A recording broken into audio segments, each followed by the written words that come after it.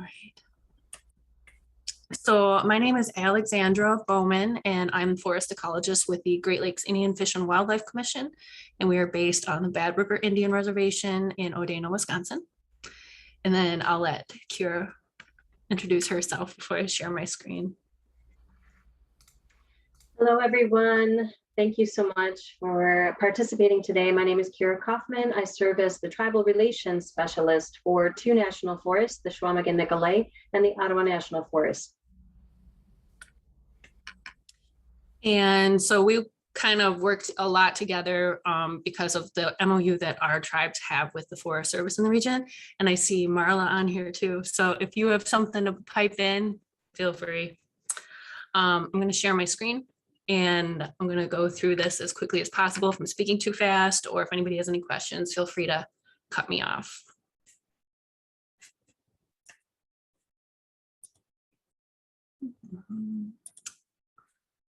And let me know when you can see this.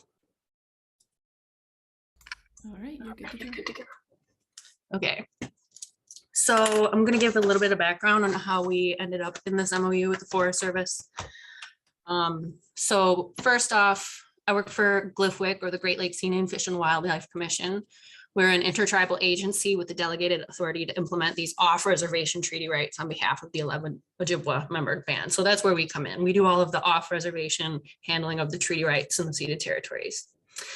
We were established to assist our member bands in conserving and managing off-reservation treaty resources, protecting the habitats that support those, maintaining institutions for tribal self-regulation. So we do all the permitting and the regulations and monitoring, research, et cetera, and to implement these treaty rights in a biologically sound and culturally appropriate manner.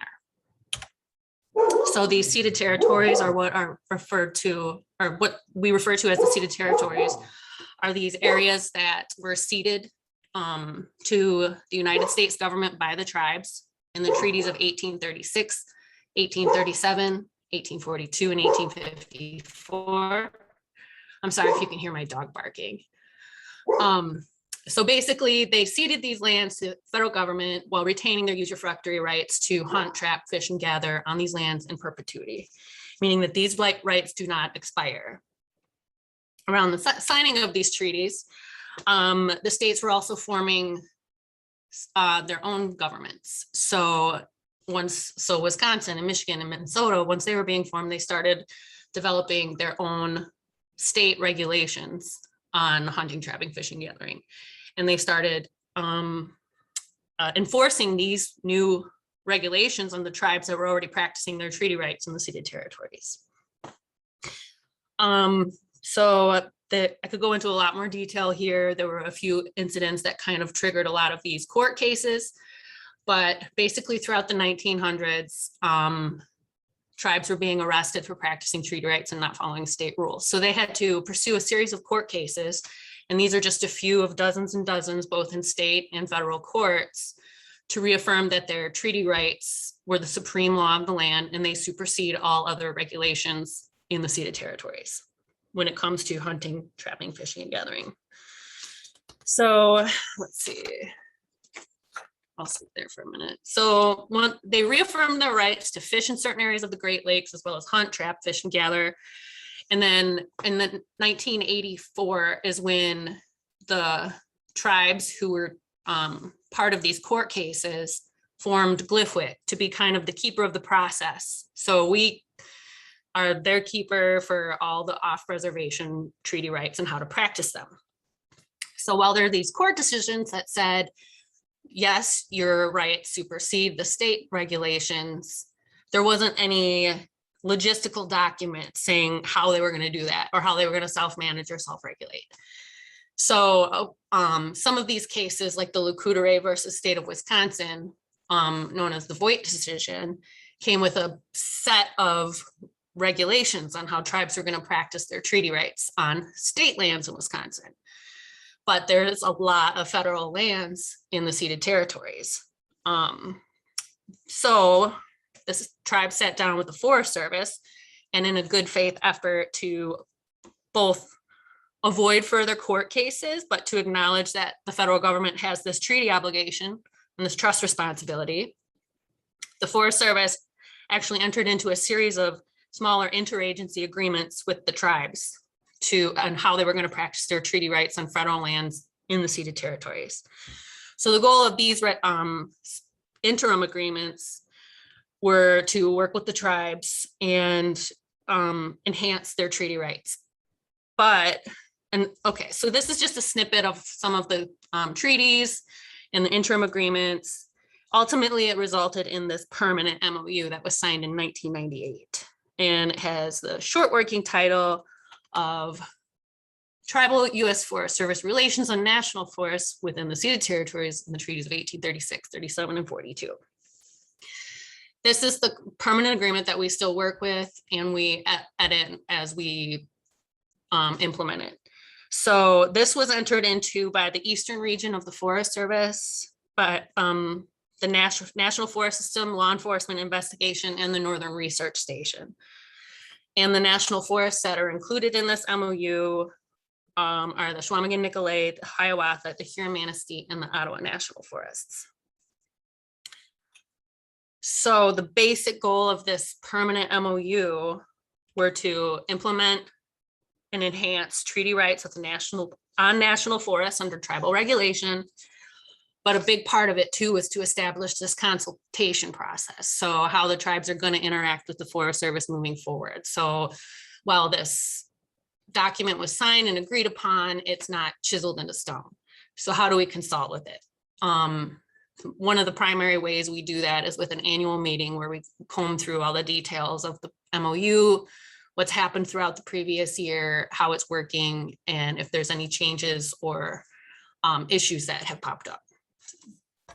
I feel like I'm going really fast, but I'm just trying to keep in the interest of time here. So does anybody have any questions? I'm going to do a little bit more on the details of the MOU now.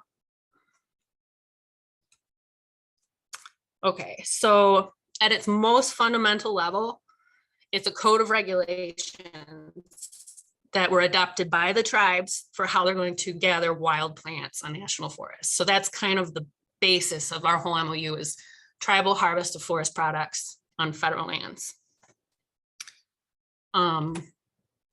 We issue 4 wild plant harvest types permits, but also there's a camping agreement now that was woven into the MOU. We issue small scale permits, large scale permits, permits to set up sugar bush on federal lands. And we have a process now for tribes to obtain timber for cultural use or for fuel wood. And like I said, we have an appendix now that allows tribes to camp fee exempt on federal lands.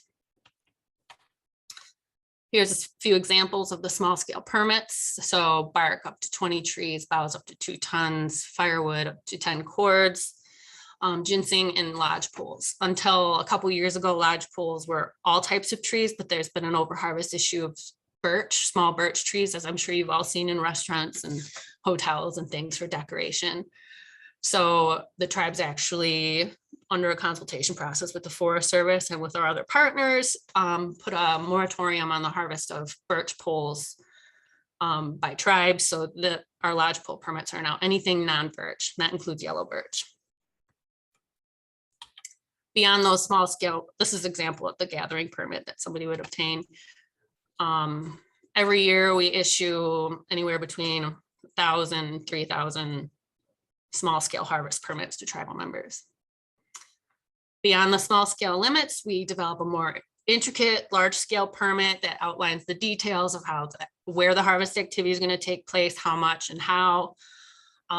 It's a little bit more of a process that the tribal member would go through, and you work directly with the district you're going to work on. And this is just a sample of one of the large scale permits that we've recently developed. So we issue the small scale permits, the large scale permits.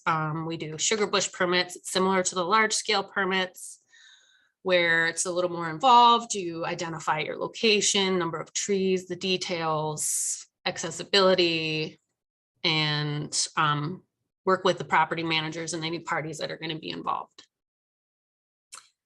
And then the last one is an appendix to the MOU that was actually signed in 2010, I think. So it's a little bit later into the MOU. It's a process that tribes can follow to harvest timber. And until about 5 or 6 years ago, tribes were hand felling timber for cultural use for brown houses, lodges, things like that. But once we started seeing some more of these severe winters, tribes have been getting some of these timber lots for fuel wood to support their communities. And that has evolved into more of a mechanized operation. So it's actually harvesting timber like they're like a regular timber sale, but for the tribal communities. And these types of permits are all really unique. So while the process is there and who you have to work with and what the Forest Service is allowed to do, what we're allowed to do, we've had all sorts of different scenarios where the tribe hired out a timber harvester and they hauled the wood to the tribe and they piled it up there and the community could harvest it. And then we had one where the tribe actually harvested it, or it's all these unique cases, but it's been working really well. And I should say that we're already in like our 23rd year, I think, of implementing the MOU, and there hasn't been any major issues. It's been really a functional document. And then I mentioned beyond harvesting, camping, there's this National Forest Camping Fee and Length of Stay Restriction Agreement. So basically a tribe or a tribal member can get their camping permit through us under their self-regulation, and then they use their permit to fill out the fee exempt envelope and they camp anywhere in the ceded territories on national forest lands. So that's basically a lot really quickly, and I'm happy to answer any questions. And I also have links to any of these documents or informational PDFs that you might need.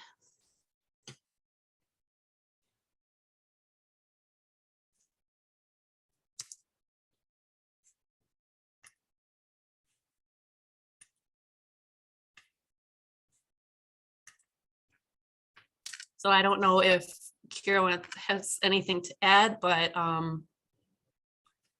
or if that was just too much too fast. I'll add a little bit. So the MOU that Alex walked us through is one agreement that it's actually a region.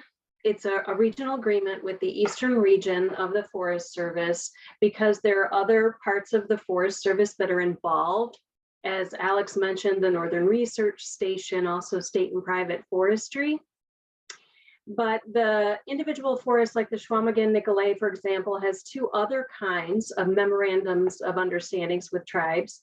They have one with the Forest County Potawatomi, because that is a tribe that, although they have reservation lands that are perhaps within part of the Ojibwa ceded treaty territory, they are a separate nation. And that MOU is at the forest level, but it's managed by the district ranger.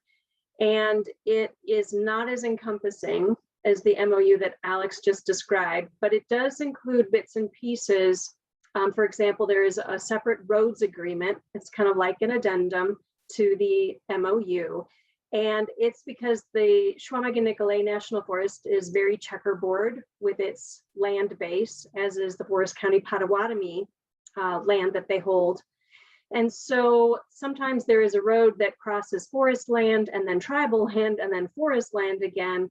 So the agreement, the roads agreement, is a way for the forest to communicate with the tribe when the tribe wants to harvest timber, or if the forest hires an individual, or they have a GNA contract with the state as well that does timber harvest. So then that contractor could cross the Forest County Potawatomi land holding that has this road, or use that road. So that's just kind of an example of a separate type of MOU.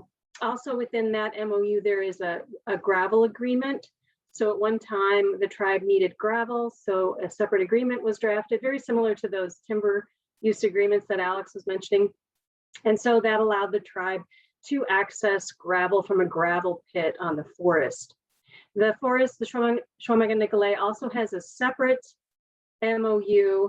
It's actually a memorandum of agreement, I believe, with the Red Cliff Band of Lake Superior, Chippewa. And that, when it was written about 5 or 7 years ago, it was more project specific.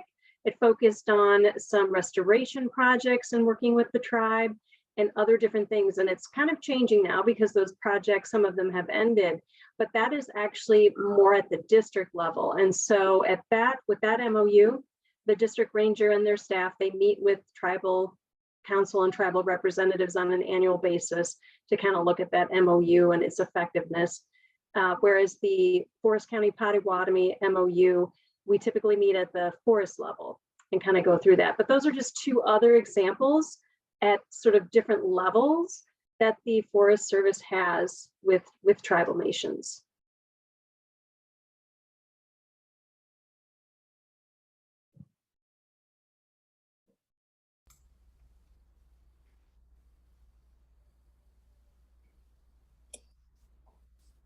I have a question for Kira and Alex. If it seems like these timber harvests that occur on U.S. Forest Service lands are generally focused on providing fuel wood to the communities, but is there instances where the timber harvest is there to manage the forest for cultural resources, beyond fuel wood? Like, is there active management to suppress pests that would be impacting cultural resources, or protect against wildfire, things like that? There's a consultation with the tribes every time that there's forest management activities going on, but those are usually carried out by the forest. So those are the kinds of things that we discuss at the annual meeting. And I review all the schedule of proposed actions and things like that and share with relevant tribes and if they have any input on them. But no, they don't carry out any of those management activities. I think there's been some interest with the developments in the Good Neighbor Authority and things like that. There's been instances where the forest has a scheduled management activity, or even a state forest has a scheduled management activity, like a new trail or something. And they said, well, there's some good birch here, some good cedar or firewood. Do you guys want it? And so it's kind of like, yes, technically they're carrying out the management activity, but it's more of a cooperation. How long did it take before, say like an activity like that, putting in a trail where the state foresters saw a resource that was of interest? How long did it take for the relationship to get to that point where they would actually reach out to you, just given the potential interest? Quite a few years, I would say. Probably the first 10 years was the big learning curve, and then the last 10 have been a really functional cooperative relationship. That's awesome. That's really cool. And the Forest Service, we do compile maps that we share with Alex and Glyphwick. Vegetation maps now, we're including more of the general vegetation for projects, and those are sent for their review. But also we provide paper birch maps of where there are locations within the forest. So things, those types of cultural resources that might be of interest to the tribe. And then our district rangers are underneath all these MOUs. They are collaborating more and communicating more as we receive requests from the tribes for other different types of forest products, like the cedar that we had a request for. And we're now looking at, in particularly there's one area on the Chequamegon-Nicolet that is very close to one of the tribal reservations, and a lot of elders go there for gathering medicinal plants. So looking at a way to collaborate on any kind of timber harvest that might happen in that area, so that collection can occur before the timber harvest, of course, and then also to ensure that there's not damage that would inhibit continued growth of those plant beings and continued use of those areas. That learning curve, that first 10 years, was that sort of organic learning through relationships, or did the Forest Service take any efforts to educate their staff on these programs? I wasn't specifically here for the first 10 years, but when I came in, from my experiences with the individuals, it depends on how much turnover there is in the staff. And it's something that we're still addressing now too, because Kira and I basically go around and have been offering these virtual trainings for Forest Service districts. And we've started doing this over the past couple of years, especially since COVID, and it's become more functional, more people can attend. But it depends on how long somebody's been there really and how familiar they are with the MOU. Like we have issues with camping because concessionaires are usually new. And yeah, so I mean, at the higher levels, I think it's probably been pretty steady, but there seems to be a lot more staffing changes. And when those occur, that's when the issues kind of come up. Is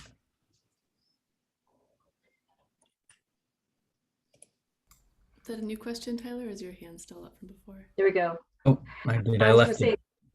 say, we're also offering this training for recreation staff because there is a lot of turnover and there's a lot of temporary staff that comes in each spring for the recreation. So Alex and I are, again, working together for that type of training. Additionally, the USDA, U.S. Forest Service, the USDA being the larger sort of agency that we operate under, they just have established 4 new trainings related to tribal relations, offered. They're kind of a video content offered by Stephen Pivar, who's a ACLU attorney. And part of that training is the history, of course, of the federal government and interactions with tribes, the tribal treaty rights, the trust responsibility, and consultation. So that there's different kinds of trainings now. There's really an impetus to make it more substantial and sustainable.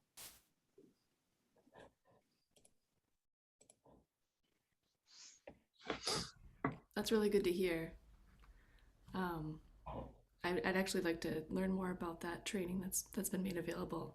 Because I've tangentially worked a little bit with the Working Effectively with American Indians training, and of course, there's a lot of opportunity for growth with all these different training programs and who's taking them and when. But it's good to see that this is becoming more of a norm and not just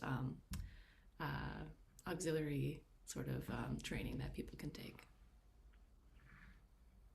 Do we have any other questions?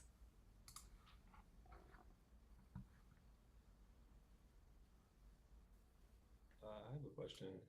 Thanks for your presentation. And you all mentioned that you're predominantly working in the Great Lakes region. I was wondering if there are parallel organizations that are working to establish these relationships in the Gulf South and northeastern regions as well. I'm not familiar with all of the organizations, but I know that there's like the Northwest Fisheries Commission, I think it's called. I know there's a similar one in Alaska. I'm not sure about the Southwest, but maybe somebody else would know. I don't think there is an organization as similar to GLFWIC, and GLFWIC is, again, part of the foundation for GLFWIC was a legal basis because of the legal decision, which was called the Voigt decision. There are other tribal organizations, like there's the Southeast region of the Forest Service has a tribal relations working group.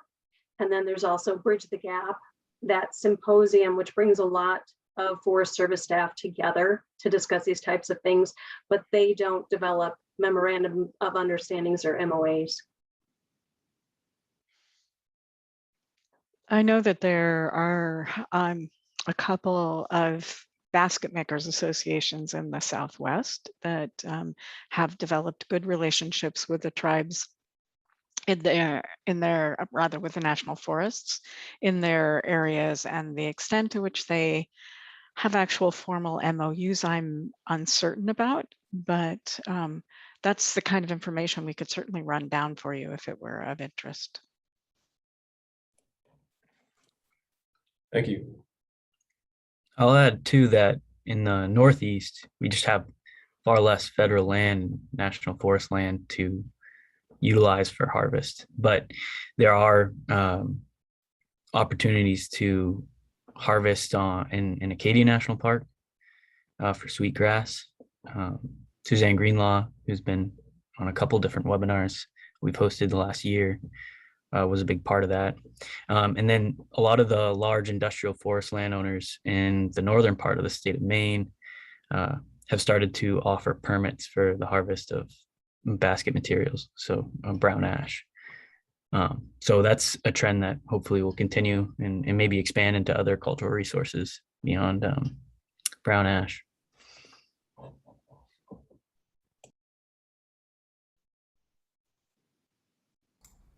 Awesome. If you have any other questions that come to mind, feel free to pop them in the chat and then we can address them at the Q&A at the end. But I think for now we'll scoot over to Marla's presentation and then we'll get together at the end and have some more conversation. Well, thanks so much, Leah. I'm Marla Emery, and I am a researcher of the social science variety with the Northern Research Station. And I've had the enormous pleasure of attending many of those annual MOU meetings over the course of, I think the first one I went to was in 2000. So probably about 50% of them since that time on behalf of the Northern Research Station. And one of the things that I think we've learned over the course of time with the MOU is that sometimes research and information that doesn't yet exist is really valuable in the process of implementing an MOU. And so I'm just going to talk a little bit about that. And let me see if I can start sharing my screen with you.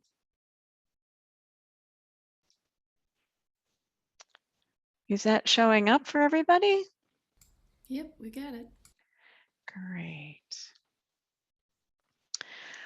So I just wanted to talk a little bit about how conducting research with tribes on culturally important plants is a central element in the Forest Service honoring its trust responsibility.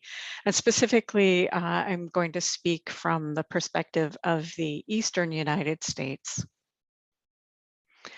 So in the East, we have two research stations. They are the Northern Research Station, and that's the map you see here on the left, and the location of research laboratories throughout that region. Basically, it's everything east of the Mississippi and north of the Mason-Dixon line. And in the Southern Research Station, which is the map that you see here on the right, with locations of research laboratories and experimental forests, it obviously goes a bit west of the Mississippi, but is all pretty much south of the Mason-Dixon line. Here in the East, as Tyler mentioned, we, especially in the Northeast, because of the history of colonization, we have very little national forest land in the far east, not the Midwest, but here where you'll see behind me, I'm located in Burlington, Vermont, and that's Lake Champlain there behind me, which is just down the street. So we have an all lands mission. That is to say that the research that we do is intended to provide value across all land ownership. So in addition to national forest lands, you'll hear in a couple of minutes about work we do that is hopefully providing valuable information about culturally important plant species on national parks and on private lands, whether they're industrial private lands or other types of private lands. I think that it's really fair to say, so I have been working for the Forest Service for 30 years. I've been in the Northern Research Station since 1996. And over that time, I think it's fair to say that we really have a growing understanding of and a growing commitment to conducting research that is of value to tribes around culturally important plants. So that is conducting research that we hope will be of interest to tribes, but I think increasingly and very importantly in co-producing knowledge through partnerships with tribes around topics that include climate change. Stephen has been working a lot on that over the last many years, around culturally important plant species, and around gathering and harvesting and the impact of that. And increasingly, we see that the species that are being looked at and the questions or problems that are being addressed are those that are defined by tribes. And this research at its best, and increasingly this is the case, is done through partnerships between sometimes Northern Research Station and Southern Research Station scientists, or just one station or the other. And those include social scientists such as myself, ecologists with a variety of specialties, and interdisciplinary scientists, people who have a strong social science background and a strong ecology background. And in some cases, most people haven't been around quite as long as I have, but long histories of collaboration with tribes. We also work in partnership with tribal professors, such as Tyler's advisor, John Daigle at the University of Maine, Darren Ranko, Robin Kimmerer at SUNY College of Environmental Science and Forestry, Neil Patterson, who is the Assistant Director of the Center for Native Peoples and the Environment there, and intertribal organizations, most notably and wonderfully Glyphwick. And again, at its best, this research is a true partnership between tribes and Forest Service scientists at all stages of the research process, from problem definition through data collection, analysis, interpretation of the results of those analyses, and dissemination, and especially and importantly, giving tribes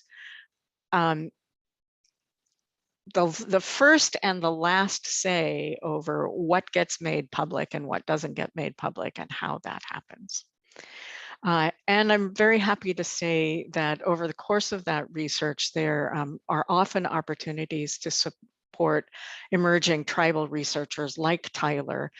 So for example, we have provided, I helped to support Suzanne Greenlaw's master's work, supported tribal doctoral students and others, and where we have the funding and the opportunity, that's always a high priority.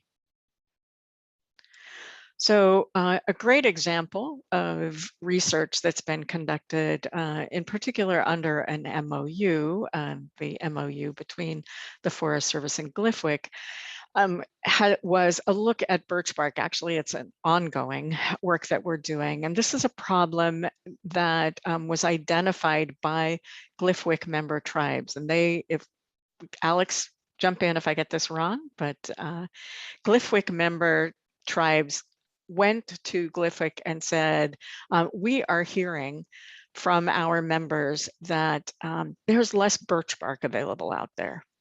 And Glyphwick came to the Forest Service with that and said, we need to know, is this true? Is there less birch bark out there in the ceded territories? And so the Northern Research Station and Glyphwick developed a task force and designed research that drew first and foremost on traditional ecological knowledge of birch bark and the characteristics that are suitable for a variety of uses. And then that was used to develop an inventory protocol, and data using that protocol were collected for 3 years.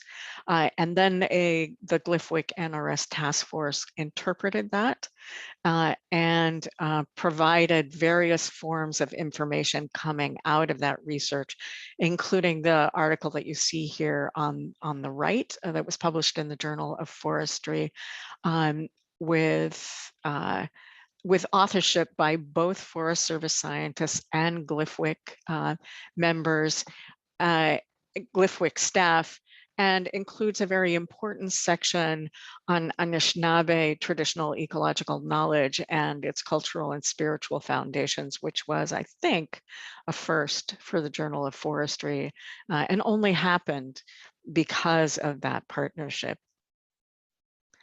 Another example is work that, again, researchers that initially started out with Northern Research Station Partnership, and one of whom is now a scientist with the Southern Research Station, did with tribes in Maine and Acadia National Forest to examine, to identify culturally important plants and look for ways to provide tribes in the area with access to those culturally important plants, but also to devise guidelines for stewardship of those culturally important plants. And you see here 4 plants for which guidelines were developed through that work. And that was work that, again, Suzanne Greenlaw participated in, and my former student and colleague, Michelle Baumflick. And they specifically developed guidelines for goldthread, highbush cranberry, sweetgrass, and muskrat root. More recently, there's a very important effort to develop guidelines for harvest of Sochan, Rudbeckia lacinata, which is an important spring green. And that is happening because of a partnership between the Eastern Band of Cherokee Indians, Southern Research Station scientists, and the National Park Service. And finally, I wanted to highlight a long weekend in October, approximately 4 years ago.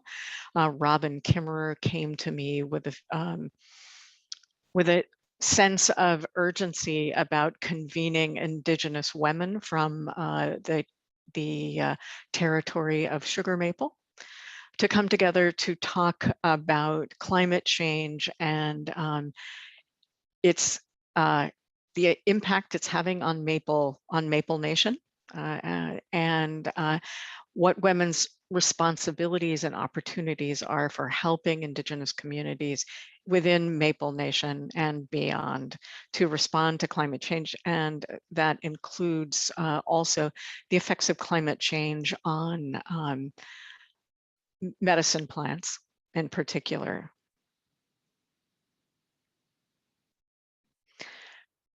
Also wanted to share with you some emerging opportunities, in particular coming out of forest inventory and analysis, which is within research probably the most continuously healthily funded aspect of research, and it has massive volumes of data, which offer opportunities that haven't yet really been fully realized in terms of potential value to tribes. So there are already maps that have been devised for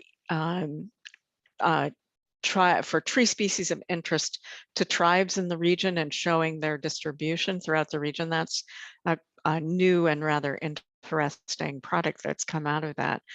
But forest inventory and analysis is very interested in partnerships with tribes to try to identify where forest inventory and analysis data might be mined to provide results that are of interest and value to tribe. And most recently, we're beginning to have a conversation about the potential for internships of tribal students to just begin both learning and exploring that data for topics of potential interest. That's very much in the planning stages. So it's a little bit early perhaps to be sharing that, but I thought I'd do it anyway. So I wanted to just conclude with an invitation to please consider the Forest Service Northern Research Stations and Southern Research Stations as potential partners for answering questions or finding answers to problems that you may have within your tribes that could be answered through a respectful research partnership. And that includes around questions of the availability or the health of culturally important plant species. So, what are the sizes of the populations, their distributions, their health, their responses to climate change, and other things, and as well as what might help facilitate access to those culturally important plants for tribal members. And ways to be in touch about that are to get to identify individual scientists within the Southern Research Station and the Northern Research Station who might make good partners for you. And or also to just go right up to station leadership and say, we've got an issue. We want you to put some of your scientists and your researchers on this issue with us. And with that, I think I'll conclude, and I'm happy to chat and take any questions.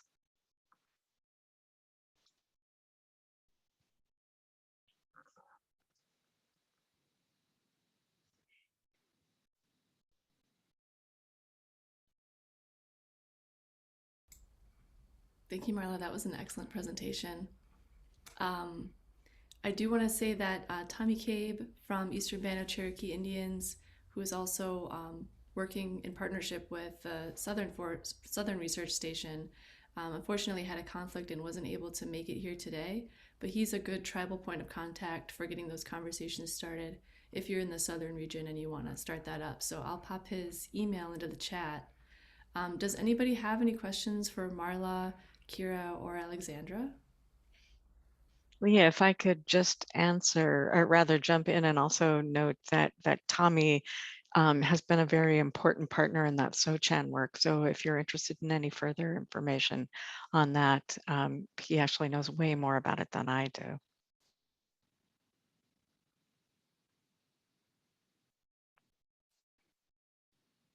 So in the Northern Research Station, just to say, you're always welcome to reach out to me, or I should probably say you're welcome to reach out to me through March or April of 2022, after which yeah, Stephen says no. You can reach out to Stephen. You can reach out to Stephen for forest inventory and analysis. You might want to make note of the name of Rachel Riemann, Riemann,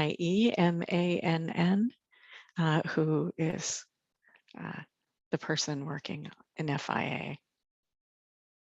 And Alex knows how to find us all.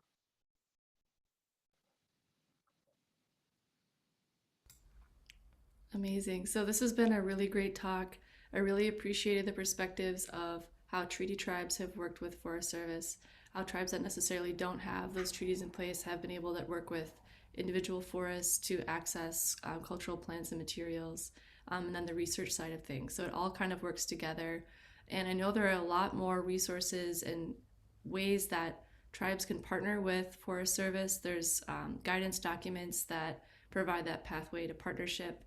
So we'll be able to dig in more to those resources in future webinars, and perhaps kind of get into the nitty gritty of what that looks like. I know we did a lot of surface level conversation today, so you might be wondering what goes into the MOU process, how to get it started, how long it takes, and things like that. And that's something that you could definitely ask now, but something that we're planning on discussing in the future as well.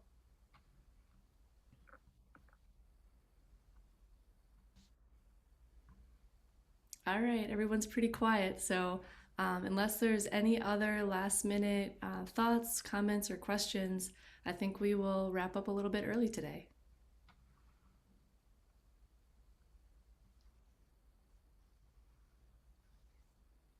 All right, thank you everyone so much. You can find Tyler and Tommy's information in the chat. We're always happy to hear from you, and we really appreciate the speakers coming out, giving your time, especially you, Marla, on last minute notice coming to present. So thank you so much. Oh, we have a question about regulations regarding mushrooms.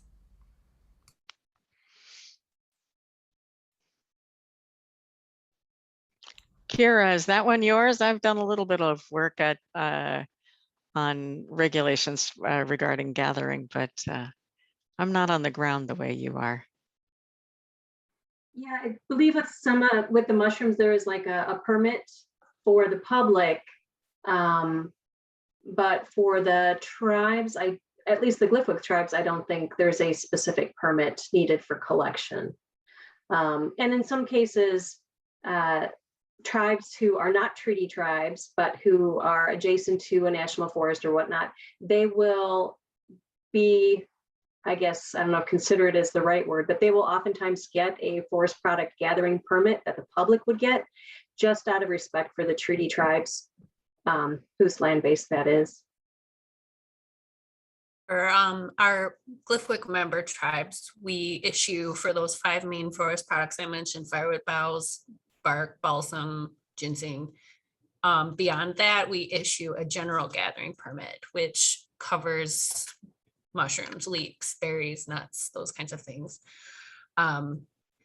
Those 5 specific forest products were chosen because of the extent of which they were harvested, and just to help us with a little bit of monitoring and management.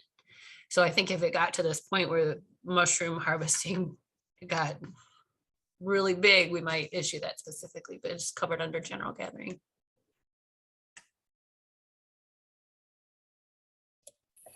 I have a question for, I guess, all the presenters, in that there was some talk about inventory in Marla's presentation, and then there was some talk about maps being produced that highlighted cultural resources.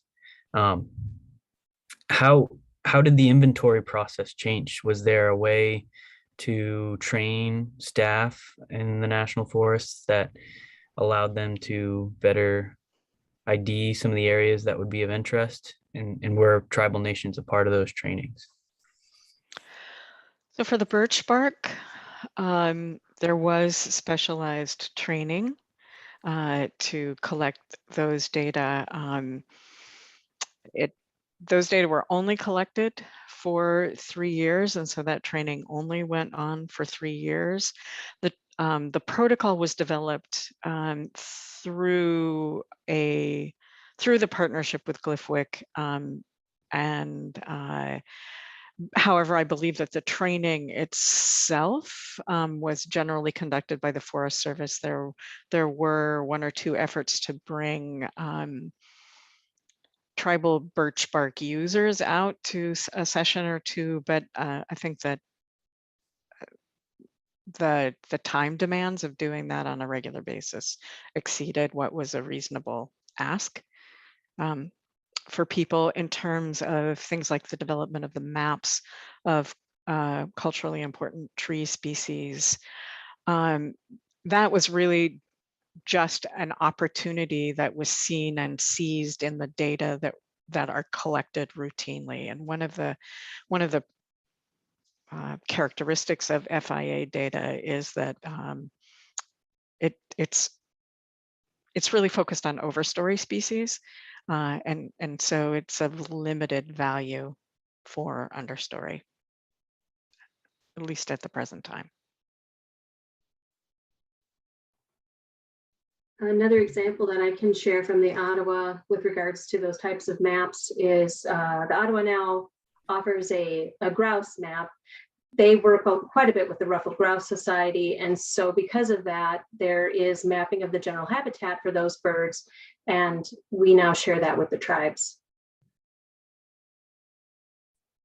And one final thought on what Marla was mentioning, how that's kind of data that's routinely collected, that usually is pretty good enough, because a lot of the understory plants and other forest products that tribes are harvesting, they're not open about talking about. So it's nice to have a direction of the type of forest habitat they're looking for in the general area they're kind of looking for. But a lot of these like specific medicines and things aren't widely shared. So it'd be hard to collect more specific data on that. That makes a lot of sense. Thank you, Alex. Thank you, Marla. Thank you, Kira.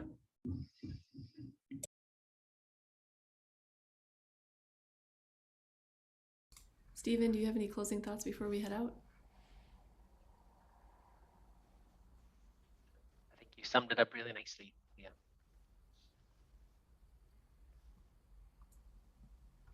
All right, Tyler, anything? No, nothing on my end. I think it's been a really good conversation, and just want to put a plug in that if there's any follow-up questions from anyone that's participated that would like to be connected with somebody, or maybe has a project or an idea that's kind of swirling around in their head, don't hesitate to reach out. My email's in the chat. Thanks. All right, thank you everyone for making the time. We'll see you next time. Take care.